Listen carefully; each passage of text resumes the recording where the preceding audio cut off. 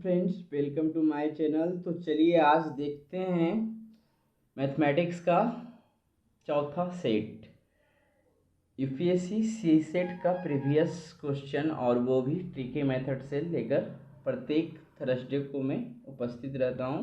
ठीक है ना। तो चलिए, तो जो हमारे चैनल पे नए हैं वो हमारे चैनल को सब्सक्राइब कर ले ताकि आपको नोटिफिकेशन मिलता रहे। और इस वीडियो के बाद हम मिलते हैं आपको फिर रविवार को बीपीएससी का सेट प्रैक्टिस। ठीक है, मॉक टेस्ट प्रत्येक संडे को रहता है और वो हमेशा अब रहेगा। ठीक है, तो चलिए आज देखते हैं ये 31वां नंबर क्वेश्चन क्या है चौथा सेट का। तो देखिए, क्वेश्चन तो इजी है, थोड़ा लॉजिकल है। कह क्या रहा है उसको देखते हैं। कह रहा है संख्या 136 को 5b7 में जोड़ने पर प्राप्त योगफल 7a3 है, जहाँ a और b पूर्णांक है। यह दिया गया है कि 7a3 अर्थात 3 से विभाज्य है। b का एकमात्र संभव मान क्या होगा। तो क्वेश्चन ज़्यादा टफ नहीं है, इसको आप इस मेथड से ऐसे बना सकते हैं। इसको ये लिख लेना है इस तरह से 136 5b7 और जोड़ने के बाद कितना आ रहा है 7a3। अब कह क्या रहा है कि 7a3 का वैल्यू जो है ना वो 3 से कटने वाला है। तो 7 3 10 और 10 और कितना और जोड़ेंगे तो 3 से कटेगा। एक ही जगह पे क्या रखेंगे, तो ध्यान देना है। 7 6 13 हुआ।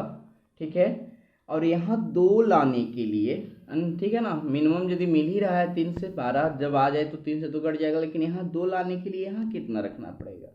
देखिए 8 3 11 1 12। बस आप इस मेथड से बनाइए, ज़्यादा कोई दिमाग नहीं लगाना। तो इसके अनुसार यहाँ पे 2 आ जाएगा। ठीक है, और 7 2 9 9 3 12। अब ये जो संख्या है आपका 3 से कट जा रहा है, तो इस अनुसार से b का वैल्यू क्या निकल जा रहा है 8 निकल जा रहा है। तो ऐसे क्वेश्चन को इसी तरह से ट्राई करना चाहिए हिट एंड ट्रायल मेथड से, तो जल्दी बनता है। चलिए नेक्स्ट देखते हैं क्या है। किसी समूह में 15 व्यक्ति हैं जिनमें 7 फ्रेंच पढ़ सकते हैं, 8 अंग्रेजी पढ़ सकते हैं, जबकि 3 इन दोनों भाषाओं में से कोई भी भाषा नहीं पढ़ सकते हैं। कितने व्यक्ति अर्थात एक भाषा पढ़ सकते हैं। तो ध्यान देना है कि टोटल 15 व्यक्ति हैं जिसमें 7 फ्रेंच पढ़ रहे हैं, 8 अंग्रेजी पढ़ सकते हैं, 3 कोई भाषा नहीं पढ़ सकता है। तो अब यहाँ पे ध्यान देना है कि कितने व्यक्ति हैं जो कम से कम कोई ना कोई भाषा बोलता है। तो आप इसको कैसे निकालिएगा, मतलब कि कोई ना कोई भाषा बोलने वाला। टोटल व्यक्ति 15 व्यक्ति है जिसमें 3 नहीं बोलता है, तो 12 कोई ना कोई भाषा तो बोलता है। ठीक है, अब कॉमन भाषा बोलने वाले की संख्याओं को निकालने के लिए क्या करना पड़ेगा। तो सबसे पहले आपको यहाँ पे 8 + 7। ठीक है, अब इसमें से क्या करना है 12 घटा देते हैं। ठीक है, 8 7 15 हो जाएगा, यहाँ से 12 घटा देते हैं। तो ये जो है कॉमन है कि दोनों भाषा बोलता है। तो यहाँ कितने व्यक्ति अर्थात एक भाषा पढ़ सकते हैं। तो क्या करना है, अब 7 जो है फ्रेंच पढ़ सकते हैं, 8 अंग्रेजी पढ़ सकते हैं, इन्हीं में से तो कॉमन है ना। तो 3 यहाँ से घटा लेते हैं, ये 4 निकल जाएगा, 3 इसमें से भी घटा देते हैं। तो इस प्रकार से 4 + 5 ये 9 व्यक्ति ऐसे हैं जो कोई एक भाषा पढ़ सकते हैं। चलिए नेक्स्ट देखते हैं। कोई दीवार घड़ी प्रत्येक 24 घंटे में 10 मिनट तेज चलती है। इस घड़ी को सोमवार को पूर्वाह्न 8 बजे सही समय दिखाने के लिए सही किया गया। ठीक है, जब यह घड़ी बुधवार को अपराह्न 6 बजे का समय दिखाती है तो सही समय क्या है। तो ध्यान देना है कि साहब घड़ी को सुबह सोमवार को 8 बजे सही किया गया था, फिर सोमवार के बाद मंगल आएगा, मंगल के बाद बुध आएगा। तो बुध तक का आपका कितना हो गया 48 घंटा हो गया। शाम के 6 बजे तक 48 में 10 घंटा और जोड़ना पड़ेगा, 58 घंटा का टाइम हुआ। और 24 घंटा में 10 मिनट तेज चलती है, तो इसको कुछ इस तरह से कर सकते हैं। 24 घंटा में 10 मिनट तेज, तो 1 घंटा में 10/24। तो ये आपका जो है 58 घंटा में लगभग कितना तेज चलेगा। ठीक है, तो ये लगभग आपका ना, जब इसको कैलकुलेट कीजिएगा 580/24 कीजिएगा तो ये 6 बजा हुआ है, इसको भाग दे के निकाल भी सकते हैं, टाइम लग जाएगा, ठीक है। तो ये 24 मिनट और समथिंग कुछ इस तरह से भाग करके आपका आएगा। तो 24 मिनट आपको घट जाएगा, क्योंकि इतना टाइम जो है 58 घंटा में बढ़ रहा है, ठीक है ना। 24 घंटा में 10 मिनट बढ़ रहा है, तो 1 घंटा में इतना और 58 घंटा में इतना, तो जितना टाइम ये बढ़ा है और अभी टाइम आपका दिखा रहा है घड़ी में 6 बजे अपराह्न, तो उसमें घटा देंगे तो ये वाला टाइम आ जाएगा, ठीक है। तो ये अंकगणित से रिलेटेड लगभग इम्पोर्टेंट क्वेश्चन जो था 10 मैंने आज सेलेक्ट कर दिया है। आगे शायद क्लास इसका सिस्टमेटिक ढंग से चैप्टर वाइज रहेगा, ठीक है। तो नेक्स्ट देखते हैं। 8 अंकों की एक संख्या 4, 2, 5, 7, 6 बी को 3 से भाग देने पर शेषफल 0 रहता है, तो बी के कितने मान संभव है। तो ध्यान देना है कि 3 से भाग देने पर कटने के लिए एक संख्या को जोड़ते हैं, तो 4 2 6, 6 5 11, 2 13, 7 20, 20 20 4 24 6 30, तो 30 प्लस बी ये हो गया, ठीक है। अब बी का वैल्यू क्या हम रखेंगे कि 3 से वो कटेगा, तो सबसे पहला तो है कि बी का वैल्यू हम 3 रख सकते हैं, सॉरी बी का वैल्यू 0 रख सकते हैं, ठीक है। यहाँ पे यदि 0 भी रखेंगे तो 30 ही रहेगा, 3 से कटेगा। 3 रखेंगे 33 आएगा, 3 से कटेगा। 6 रखेंगे 36 आएगा, 3 से कटेगा। 9 रखेंगे 39 आएगा, 3 से कटेगा। इसके अलावा आप यदि कुछ रखते हैं तो नहीं होगा। तो ये 4 3 6 9 ये 4 संख्या जो है संभव मान है कि बी का हो सकता है जो 3 से डिवाइड कर दे, तो ये आंसर आपका ऑप्शन सी हो जाएगा। आगे देखते हैं। x और y 1 के अलावा धन पूर्णांक है, यानी ये x और y का मान 1 से अधिक है तथा y जो है 1 से बड़ा है। निम्नलिखित में कौन सबसे बड़ी संख्या को निर्मित करता है। ये बहुत ईजी क्वेश्चन है दोस्तों, इसको हिट एंड ट्रायल मेथड से बना सकते हैं। कैसे, y बड़ा है तो मान लेते हैं कि कितना है 3 है, x का वैल्यू 2 ले लेते हैं, तो पहला में यदि पुट करते हैं तो वैल्यू 6 आता है, दूसरा में वैल्यू पुट करते हैं तो 2/3 आता है, ठीक है। तीसरा में करते हैं तो 3/2 आता है, और इसमें पुट करते हैं तो क्या होगा 3 दूनी 5, यहाँ 3 6।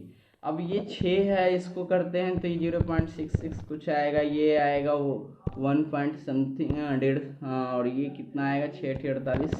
अब देख लीजिए कि बड़ा कौन हो रहा है। अब उसके अलावा y का वैल्यू बड़ा और x का वैल्यू उससे कुछ छोटा लेके सब पे कीजिए, कुछ इस तरह से आपका आएगा कि ये वाला वैल्यू गुणज वाला सबसे बड़ा आएगा, इसलिए x y क्या होगा सबसे बड़ा होगा। अब आइए देखते हैं नेक्स्ट करा, यदि x बराबर x का वैल्यू जो वेरी कर रहा है वो क्या कर रहा है, इसको थोड़ा डिलीट कर लेते हैं, -3 से बड़ा x का वैल्यू रहेगा और -1 से छोटा, और y के लिए क्या कर रहा है कि -1 से बड़ा और 1 से छोटा, ये वैल्यू रहेगा। तो आप इस पे यदि निकालते हैं तो x² निकालिएगा, तो x² का वैल्यू क्या होगा 1 से बड़ा और 9 से छोटा। इस तरह से यदि हम इसका स्क्वायर करते हैं तो ये माइनस है तो प्लस हो जाएगा, तो इस पे आप देख सकते हैं कि y² का जो वैल्यू होगा 0 से बड़ा होगा और 1 से छोटा होगा। तो इस तरह से यदि आप इसका x² और y² का मान निकालिएगा तो वैल्यू जो है क्या वेरी करेगा। अब देखिए क्या है कि x² y² का हम ये निम्न वाला मान लेके 1 लेके चलते हैं। अब y² का उच्च का मान यदि हम ये लेके चलते हैं तो उसको यदि हम बैठाते हैं तो 0 आता है। उसी तरह से x² और y² निकालना चाहते हैं, x² का हम वैल्यू 9 लेकर चलते हैं और y का वैल्यू यानी कि एक रेंज निकालने की 0 वाला लेकर चलते हैं निम्न, तो इस अनुसार से कितना आएगा 9। तो ये देख रहे हैं कि एक तरह से रेंज जो है 0 से 9 के बीच में ये वैरी कर सकता है। तो वैल्यू क्या होगा 0 से 9 के बीच में वैरी करेगा x² और y² का।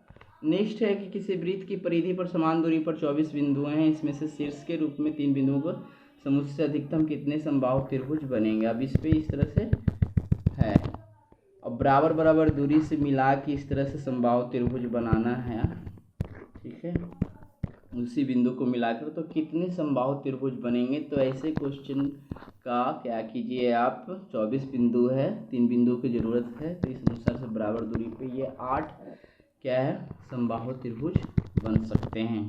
ऑप्शन सी हो जाएगा। करण 99 तथा 100 के बीच ऐसी कितनी संख्या है जिनमें अंक 8 इकाई स्थान पे है। ये थोड़ा सा इमेजिन करना पड़ेगा, हम समझाते हैं। अब साहब देखिए कि 1 से 100 तक का तो बात पार हो गया। अब इधर आपका 100 के ऊपर से चलता है तो पहला क्या आएगा 108 आएगा, फिर 118 आएगा। ये जब आप काउंट करते हैं तो 198 तक में कितना इकाइयाँ स्थान पे 8 मिलता है, 10 मिलता है। अब 1 से 100 तक का रेंज तो पार हो गया। अब आपका कितना है 100 के ऊपर से 1000 तक जाएगा तो ये 9 बार रिपीट करेगा। मतलब ये 10 बार जो इकाई स्थान पे 8 आएगा वो कितना बार रिपीट करेगा 9 बार। तो 9 बार रिपीट करेगा और 10-10 बार आएगा, तो उसके अनुसार 10 गुने 9 करके 90 बार कह सकते हैं कि इकाई अंक पे 8 आएगा।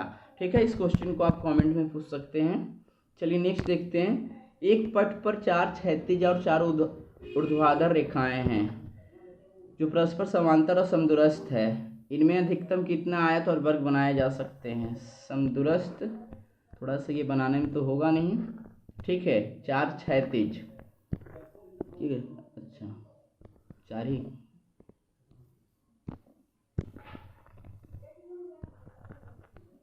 ठीक है 4 ही बनाते हैं।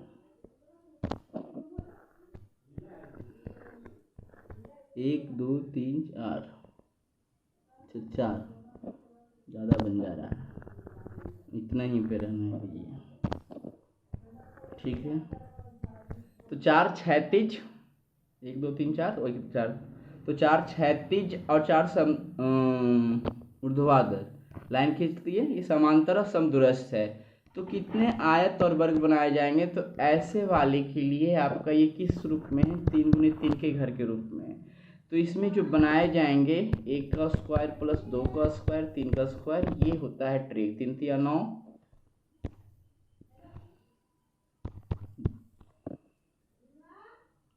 क्यूब पे चलता, सॉरी स्क्वायर नहीं क्यूब। तो ये 27 होगा, ये 8 होगा, ये 1 होगा, तो 8 1 9 9 27 36, ये आपका 36 वर्ग और आयत बनेगा। ठीक है, इसी प्रकार से आगे होता तो उसके अनुसार एक और आगे बढ़ा देते। तो चलिए देखते हैं नेक्स्ट क्वेश्चन क्या कह रहा है। हाँ, 13 2 अंक की क्रमागत विषम संख्याएं हैं। यदि ऐसी प्रथम 5 संख्याओं का माध्य 39 है तो सभी 13 संख्याओं का माध्य क्या होगा। सबसे यदि इसको बेसिक तरीके से बनाइएगा तो बहुत ज़्यादा टाइम लगेगा। अब एक ट्रिक देखिए आप कि विषम संख्या है, मान लेते हैं कि 1 3 5, ठीक है 7, चलिए 3 ही पे समझाते हैं ट्रिक क्या बनेगा। तो आप देखिए कि 5 3 8 1 9 9 हुआ और इसको भाग देते हैं तो जाकर कितना आता है इसका माध्य 3 आता है। तो एक ट्रिक आप देख रहे होंगे कि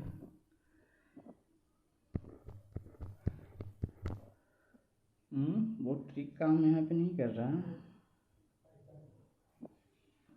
n + 1/2 होता है, तो 1 2 3 है, 3 है तो 4